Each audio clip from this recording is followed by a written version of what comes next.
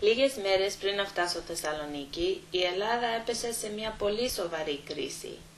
Η οικονομική κατάσταση είχε χειροτερέψει και ο λαός ανησυχούσε ότι η Ελλάδα δεν μπορούσε να καλύψει το χρέος της. Το ευρώ και η ολόκληρη Ευρωπαϊκή Ένωση ήταν σε επικίνδυνη κατάσταση. Η Ελλάδα γύρευε βοήθεια από τους ευρωπαϊκούς γείτονες της. Πώς μπορούσε η Ελλάδα να σωθεί?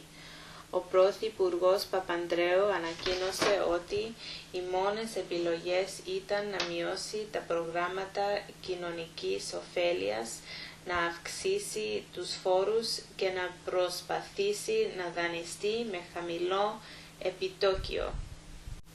Ο κόσμος κατέβηκε στους δρόμους.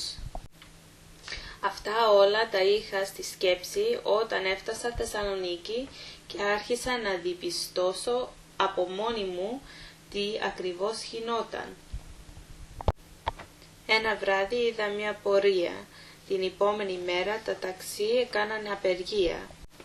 Άρχισα και μιλούσα με τους πολίτες. Ποιες είναι οι αιτίες της οικονομικής κρίσης? Τι νομίζεις πρέπει να κάνει τώρα η Ελλάδα? Άκουσα 1000 διαφορετικές ιστορίες. Η Ελλάδα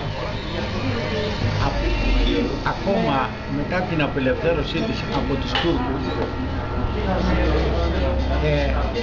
κάθισαν κάτω τρεις μεγάλες δυνάμεις, η Αγγλία, η Ρωσία και η Γαλλία, και αποφάσισαν ότι εδώ θα γίνει ένα κράτος που θα λέγεται Ελλάδα. Η Ελλάδα έγινε. Όμως αυτές οι τρεις μεγάλες δυνάμεις ήταν πάντα από πάνω και ορίζανε τις τύχες μας. Πρώτα απ' όλα είναι ο χαρακτήρας και η ιδιοσυγκρασία του Έλληνα. Σαν μεσογειακός λαός, οφείλω να ομολογήσω ότι είμαστε ένας πολύ χαλαρός λαός. Αυτό όμως σημαίνει ότι δεν έχουμε και πολλές απαιτήσεις από τη ζωή, από τον εαυτό μας. Λοιπόν, πιστεύω ότι ευθύνεται η ανευθυνότητα των πολιτικών και του πολιτικού συστήματος γενικά στη χώρα αυτή. Οι άνθρωποι φυσικά που ψηφίζουμε τους πολιτικούς και ναι, για να λυθεί. Πιστεύω ότι ένα σωστό μέτρο θα ήταν να φορολογηθεί επιτέλους η Εκκλησία. Πιστεύω ότι έχει να κάνει με το σύστημα. Ο καπιταλισμός πλέον έχει καταρρεύσει. Αχ, τι να κάνουμε?